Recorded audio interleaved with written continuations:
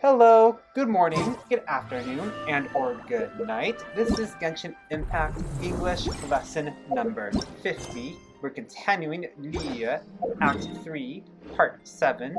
And yep, we're gonna finish, this is the finish of the Liya Archon quest. So yeah, let's What's get the into hurry? it. And we have a beautiful evening night view of Liya. Very gorgeous. And plunge Kappa. Oh, that was sick. Yeah. Alright, let's see what they're up to. Oh, well, since we're going through with this rite of parting, I guess it means that those rumors hit the nail on the head. I guess it means that those rumors hit the nail on the head, meaning I guess those rumors were exactly right. Hit the nail on the head is an idiom that describes a situation exactly right or accurately identifying a core point to a solution to a problem. Example sentence: when Jane suggested that lack of communication was a real issue, she hit the nail on the head. Conclusion: she was exactly right. She was really on point. So Rex Lapis is really... But they didn't catch the culprit, did they? Oh, come on. Do you think that the assassin could have been a normal person? You know what I think. I don't think any of the gossip on the streets you hear from those shady types is worth anything.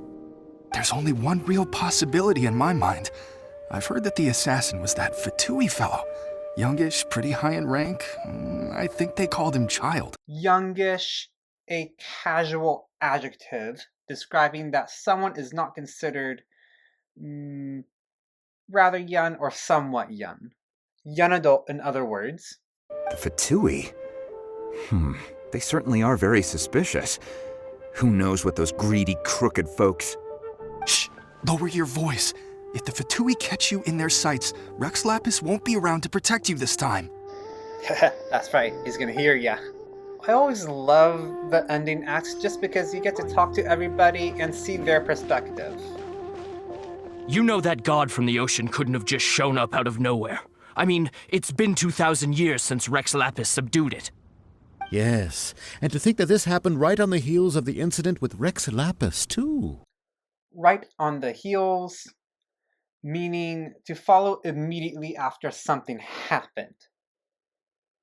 To think that this happened immediately of the incident with Rex Lapis too. Right on the heels is not really an idiom, it's just a phrase, but there are some variations such as hard on the heels of, close on the heels of, hot on the wheels of. Means the same thing, something happened immediately. Example sentence: the announcement came right on the heels of the meeting. Personally, this is a useless phrase in English. Hopefully you agree with me. Say, do you think the person who assassinated our lord and released that evil god might have been one and the same? Now that you mention it, that's very possible. Yes, it's very possible indeed. I mean, it all fits together. That person must have colluded with the evil god to harm Rex Lapis. Oh, that wicked, black-hearted scoundrel. Colluded with, worked with the evil god. Still, what sort of supernatural prowess must this person possess to be able to do such things? I have never heard of such a person in all my years. Ah, forget it. Guessing's no use to us. Look, the Millilith over there looks like he's about to make an announcement. Let's hear what the Ministry of Civil Affairs has to say first. I don't want to hang out with them. Let's go away from them. They're not very interesting NPCs. But that was very interesting dialogue. Hear ye all! The Chi sings words. Hear ye all. Dude, how old are you? And he's just being a guard, being formal to everybody in the vicinity. A very old English and Shakespearean way of saying, hey, listen up, everybody. Though a dragon soars ageless as the mountains, it too must return to dust. This is common knowledge. Gods and adepti live glorious lives, But both light and shadow have their season. So too must they face divinely appointed trials. Rumors and hearsay abound on the streets that Rex Lapis was murdered. Now, let the truth be revealed. Having been thwarted in his trial, Rex Lapis's soul has recouped the celestial heights. He beseeches the people of Liyue to grieve not, and to let not their hearts be saddened. Thwarted, in other words, saying to prevent or ruin. And this word is good to cover here, beseeches, or beseech, to ask for something earnestly or urgently, anxiously, in the same context and way of, I beg of you, let me live. I beseech you, let me live. Nor are they to believe street-born rumors or indulge in baseless speculation. Street-born rumors, like rumors on the street, inauthenticative rumors that aren't true. Paimon needs a translation on what the Qixing's announcement said. Paimon, he said that Rex Lapis wasn't murdered. So that's how they're spinning it. That's how they're spinning it. That's how they're framing the story. Stems from American and British journalism. What's the spin? What's the story? What is the frame of this story? Something feels off. Why would they suddenly give up looking for the murderer? Not to mention how this excuse sounds like something they just made up on the spot. Could the Qixing already have known that Rex Lapis wasn't dead? But Zhongli said that neither they nor the Adepti knew anything. We got a neither nor sentence. Did Zhongli tell them in secret after his gnosis changed hands? Exactly, right? Ooh, seems like the rite of parting has been going on for a while now. Let's go have a look. Yeah, let's see what's going on. Let's join the, party. Oh, well, I thought it'd be a little more exciting party. Look, it's Ningguang and Keqing. Are they saying something? Are their speeches over? As said previously, Rex Lapis's soul returning to the heavens is the end of the contract. And it is also the end of an era. 3,700 years of contracts burnt and reduced to ash. We, the people of Liyue, were indeed prosperous.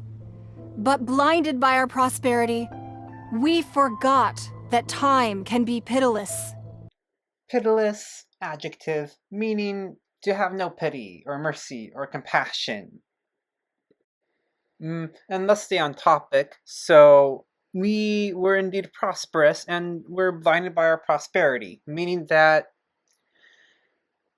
when time is pitiless, we take time for granted. We don't really pay attention to what really matters in front of us. Time is unapologetic and shows no mercy to everybody because it's time.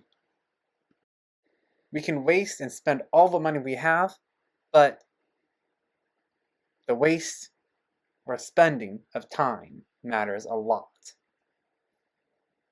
It's a very relevant metaphor, so think of that in.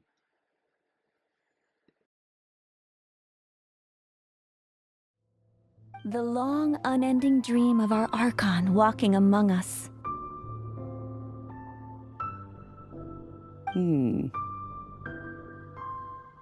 Now that we have awoken from our dream, we must learn to say farewell. Will you stand with us as we re-establish our contracts? As we build a new age of prosperity? So concludes the words of Her Eminence the Tianquan. Does Her Eminence the Yuheng have anything to add? Huh? Is she looking this way? Traveler, She really is looking our way. Is that the traveler who they say defeated the ancient god?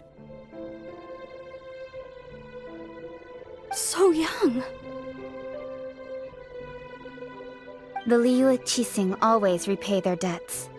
And as you have heard, our eyes see far and our reach is long. Name your price. You deserve that much. 50 million Primo Gems, please. Whoa. Paimon, don't get too excited. They might just give us 60 this time.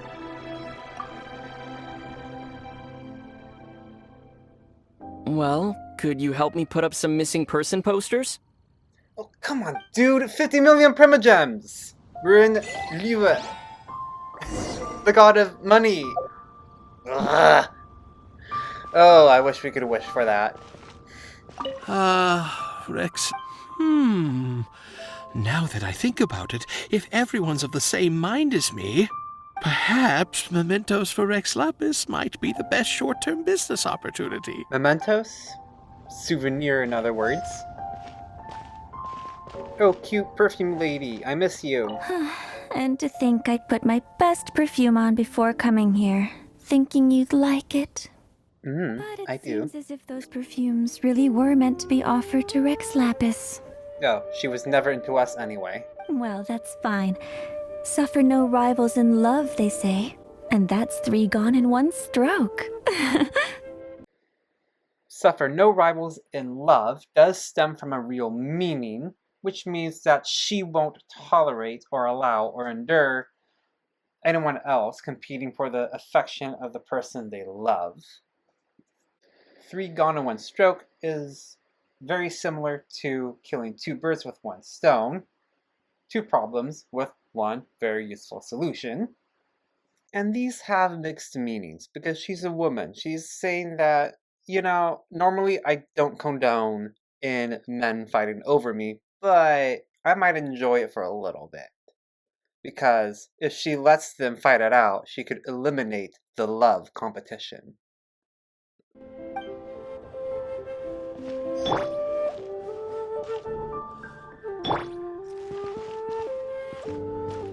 And then let's see, who else here? Him? What? Oh, wait a minute. Here? Oh, fine, Madam Bean. Oh yeah, when you observe the bell, it says that. But yeah, you talk to Madam As Bean. for the mortals and adepti of Liyue, what shape shall our relationship take from now on? Not in your teapot, that's for sure. Or the Seren teapot. Oh yeah, we're gonna do that soon after this. Speaking of that. Off we go! To the man who lied to us, I will have order! Terra smash! Okay, he did not flinch. He looks rather calm by that stone. Hey, Zhongli! Look at this. Everyone in Liyue is caught up in their emotions, thinking that they'll never see Rex Lapis again. And here you are looking all relaxed. Why would I not feel more at ease after laying down the burden I have borne for 3,700 years? Right. If the 2 of you can spare the time, I should treat you to a meal at the Xinyue kiosk. Ha! That sounds like big talk, Zhongli. Paimon might have believed you if you were treating us to some 3rd round knockout, but you'd have to pay out your nose just to stand inside Xinyue kiosk. Are you sure you can afford it? Oh, that's big talk. That's big bluff. That is a lot of confident bluff. Best example sentence.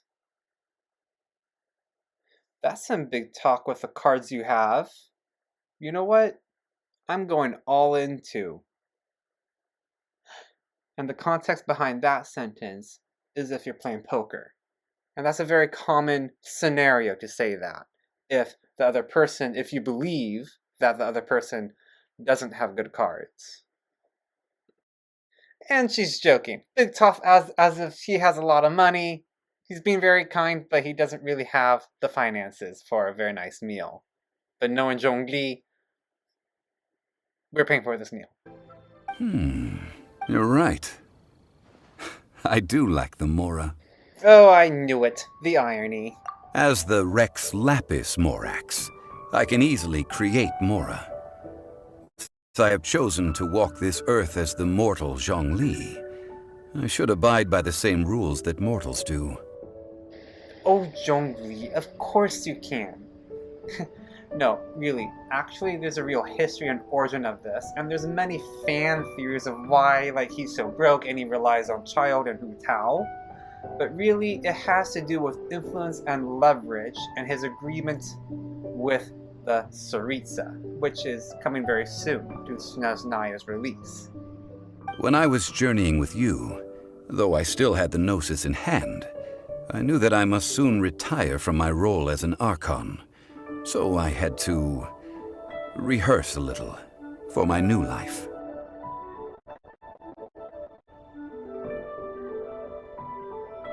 Oh, no wonder! Paimon gets it now. You didn't look at the price tags when we were spending because you've never had to. But since you weren't used to not being able to just make more Mora as and when you wanted to, you had to try becoming a parasite to society who lives off of other people's credit. Well, we were only spending Fatui money. You don't have to say it like that. In the City of Commerce, we do not merely exchange money or goods. We also exchange knowledge, memories, and foresight, as well as positions, roles, and lives. A huge theme in China culture is foresight. So foresight, noun, is the ability to anticipate, predict, or prepare for future events, which is why in many Asian cultures, why they focus on saving. Out of the money spectrum, another way to use foresight in a sentence is to have foresight, such as, she had the foresight to bring an umbrella before the rain started. Or in many situations, to lack foresight. Example sentence, his career choice showed a lack of foresight. The Archon Morax could never experience life as the true mortal Zhongli could, no matter how many times he descended to be with his people. I must thank you for that. I will treasure the memories that I made as Zhongli, traveling the streets of Liyue with you. That is true. But there is no journey that does not end. No meetings without partings. Paimon thinks that we should make a move and continue our search for the Seven. I fear that continuing your journey may be difficult. The nation that neighbors Liyue by sea, Inazuma, is presently closed. Our next stop? Yes. The nation has been closed by order of its deity. The Electro-Archon Ball. And just as the people of Liyue preferred to call me Rex Lapis, she too goes by another name among locals in Inazuma. We'll talk about her later. Paimon thinks we've heard that one before. Raiden? That is the case. And since Raiden is also the shogun of Inazuma, people call her the Raiden Shogun. That said, though people at the wharf were saying that the situation in Inazuma is very tense, Paimon doesn't remember that always being the case. It wasn't that bad last year. Zhongli, since you're Rex Lapis, shouldn't you know something about what's happening there? Just how did Inazuma become a closed nation? It's because of visions. Visions? When faced with circumstances beyond their control, humans often bemoan their lack of power. But if a person shows true strength of will at a desperate and fateful moment in their life, the gods will look upon them with favor. Yeah, I think we all believe in that, in somewhat, thematically as a society. This is what visions are. Magical foci bestowed upon those who have been acknowledged by the gods. Uh-huh. That's how people in Teyvat see it. But starting from last year, the Raiden Shogun began promulgating the Vision Hunt Decree. Promulgating, or to promulgate, verb, which means to formally proclaim, or to put something into an effect, like a law. Example sentence: they were accused of promulgating extremist ideologies. Vision Hunt Decree? We'll get to that later in Inazuma.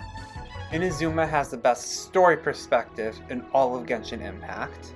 Yes, it was an order to seize all visions within Inazuma's borders, and to inlay them upon the hands of the statue of the omnipresent god. Like omniscient, omnipresent, adjective means present in all places at all times, being everywhere all at once.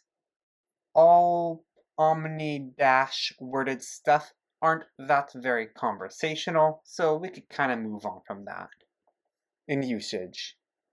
They want to seize visions. But why? Aren't visions blessings from the gods? I should think that in the Raiden Shogun's eyes, it is precisely because they are divine blessings that they should be under the sole dominion of divinity.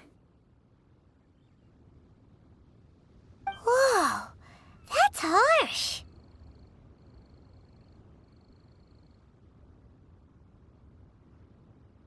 The Animo Archon is the god of freedom, and the Geo Archon is the god of contracts.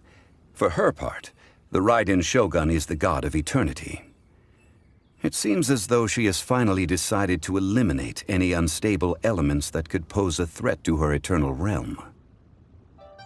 The fact that even I, the oldest of the seven, have now passed away, will only strengthen her resolve to pursue eternity.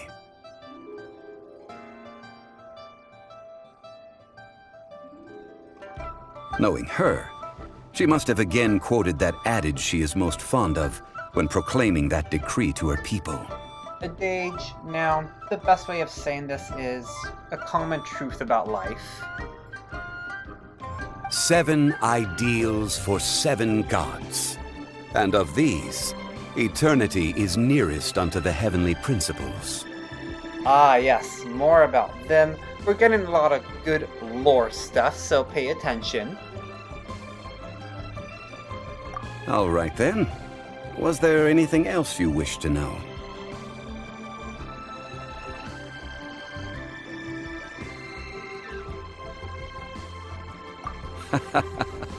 Ah, that was a good one. Failing a divine trial. How they came up with that excuse, I will never know.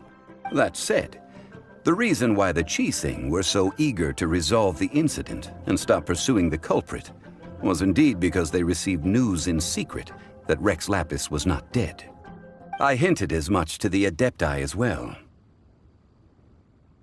How did I accomplish that, you ask? Have you ever heard of this particularly convenient Adepti art known as gifting dreams and visions?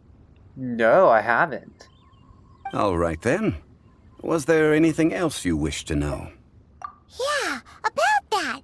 Before the Qixing made their announcement, we listened to a lot of people talking on the way. Most of them put the blame for everything on Child. These are indeed false accusations. But it remains undeniably true that Child did send people to the Jade Chamber to prevent the Adepti and the Qixing from defeating the ancient god. I've heard that Ningguang is busy milking that for all it's worth on the foreign relations front at the moment, browbeating the envoys of the Fatui. Browbeating, verb, is the act of intimidating, bullying, or coercing someone through arrogant or stern or threatening speech and or behavior. Could be said in these contexts as an example sentence. Don't be browbeaten into working more hours than you want. Don't be intimidated by a harsh boss. by getting those more working hours than you want. Ha! Those poor Snezhnayan diplomats. If it were not for Child's exalted position as a harbinger, I'm certain that they would have shifted all the blame to him and called for his dismissal by now. Exalted, adjective. An exalted position refers to a high rank, someone who has immense power or they have great importance in something. If Child Tartaglia was not very important, then yeah, they would shift all the blame on him. Yeah, and in a sentence, if we were to make that work in some sort of kind of semi-casual or formal situation, it would be like this. Now, she is serving in the exalted position of the state's Chief Justice. All right then. Was there anything else you wish to know? The time of the Adepti has long passed. If even the Liyue Qixing don't want to face that truth, then what future is there for Liyue? Kuching is absolutely right in saying this. Now, though I did laud Ningguang's desire for power, believing this to be a good thing, and thought as a matter of course that she must have been behind the Qixing's plan to take governing power over Liyue from the hands of the gods and Adepti.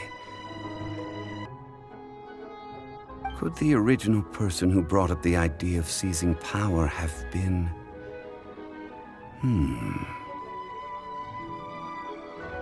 All right then. Was there anything else you wish to know? And then you should go down because he says something pretty funny about Mora.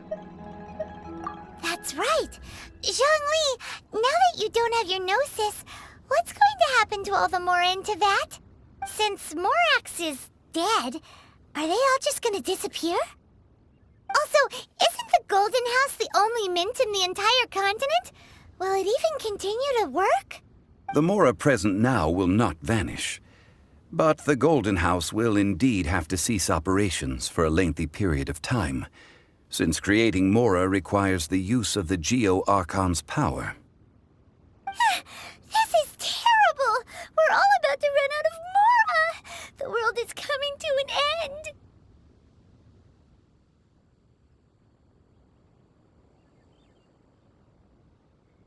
Yes, this is indeed a major issue from a financial standpoint.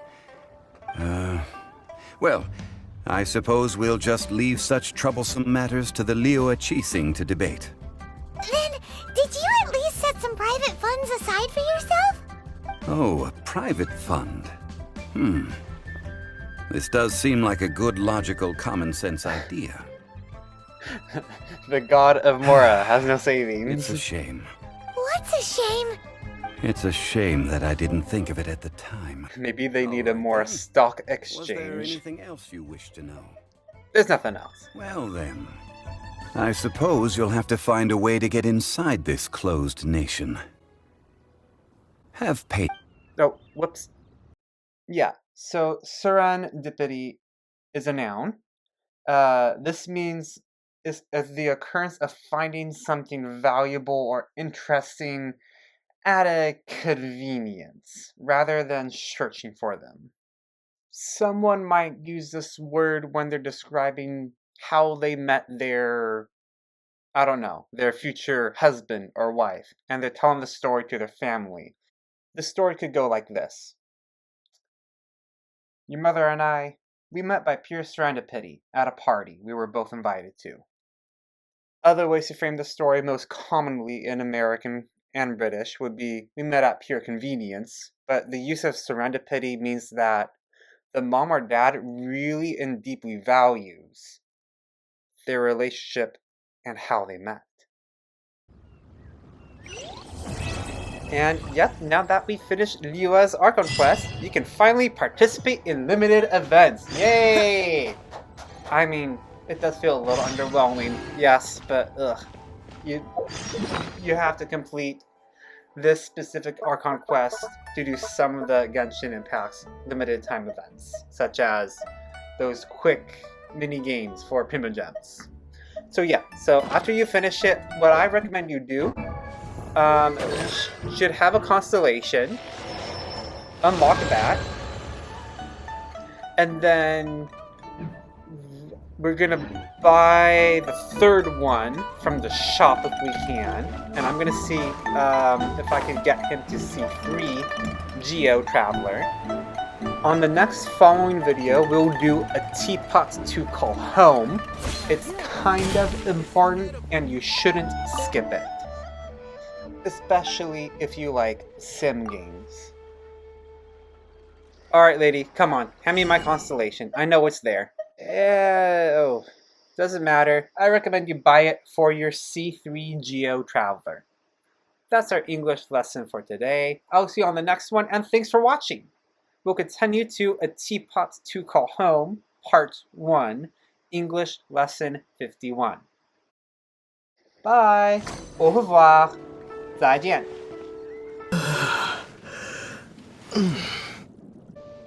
Yawning without covering your mouth. Uncouth.